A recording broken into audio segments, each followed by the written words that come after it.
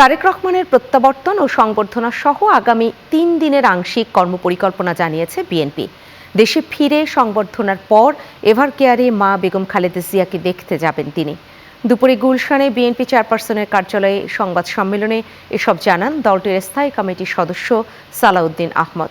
আরও থাকছে সাখাওয়াত সুমনের প্রতিবেদনে। দেড় যুগ পর মাতৃভূমিতে ফিরছেন বিএনপির ভারপ্রাপ্ত চেয়ারম্যান তারেক রহমান। তাকে বরণ করে নিতে নিরাপত্তা ব্যবস্থা সহ প্রায় সকল প্রস্তুতি সম্পন্ন। এই উপলক্ষে বিএনপির দলীয় প্রস্তুতি ও তারেক রহমানের কর্মসূচি জানাতেই এই সংবাদ সম্মেলন।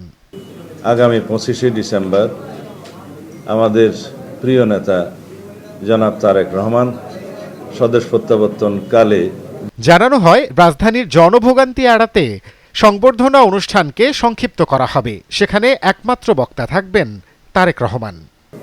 এটা কোনো জনসভা নয়, সম্বর্ধনা অনুষ্ঠানও নয়, শুধুমাত্র দেশবাসীর প্রতি তার আন্তরিক কৃতজ্ঞতা প্রকাশ ও দেশনেত্রী সহ দেশের সকলের কল্যাণ কামনায় দোয়ার অনুরোধের অনুষ্ঠান।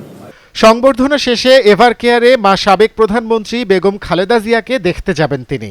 আর পরদিন বাদ জুমা বাবা শহীদ প্রেসিডেন্ট জিয়াউর রহমানের কবর জিয়ারত করবেন। এরপর সেখান থেকে জাতীয় স্মৃতিসৌধে গিয়ে মুক্তিযুদ্ধের শহীদদের প্রতি শ্রদ্ধা জানাবেন বিএনপির ভারপ্রাপ্ত চেয়ারম্যান। আমাদের প্রথম দিনের অনুষ্ঠান বিমানবন্দর থেকে 300 ফিট রাস্তায় অভ্যর্থনাস্থল স্ট্রবেরি সুপার ডটেড ও ক্লাসিক ভ্যারিয়েন্ট সেন্সেশন জাগুক শিহরণ। এখান থেকে দেশনেত্রী বেগম খালেদা জিয়াকে দেখতে যাওয়া এভারকেয়ার হাসপাতাল। 27 ডিসেম্বর শনিবার ভোটার হওয়ার জন্য নিবন্ধন করবেন। এরপর পঙ্গু হাসপাতালে যাবেন জুলাই যোদ্ধাদের দেখতে।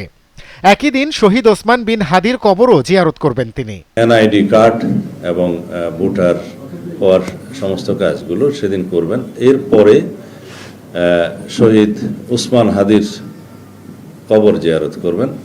এ সময় তারেক রহমানের নিরাপত্তায় সরকারের কাছ থেকে স্পেশাল সিকিউরিটি ফোর্স এসএসএফ চাওয়া হয়নি বলে জানান তার প্রধান নিরাপত্তা কর্মকর্তা।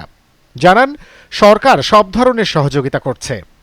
আমাদের যে দলগত যে নিরাপত্তা ব্যবস্থা সেটা সর্বোচ্চ ব্যবহার করা হবে।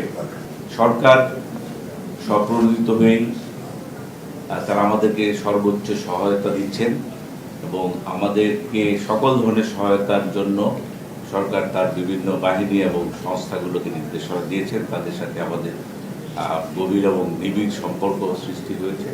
আগামীকালের সংবর্ধনা অনুষ্ঠানের জন্য জনভোগান্তিকে ক্ষমাসুন্দর দৃষ্টিতে দেখার আহ্বান সহ দলীয় নেতাকর্মীদের বিশৃঙ্খলা না করার অনুরোধ জানানো হয় সংবাদ সম্মেলনে। যতটুকু জনদুর্ভোগ হবে সেই জন্য আমরা আন্তরিকভাবে সাখাওয়াত সুমন, চ্যানেল 9 সকলের কাছে আগাম দুঃখ প্রকাশ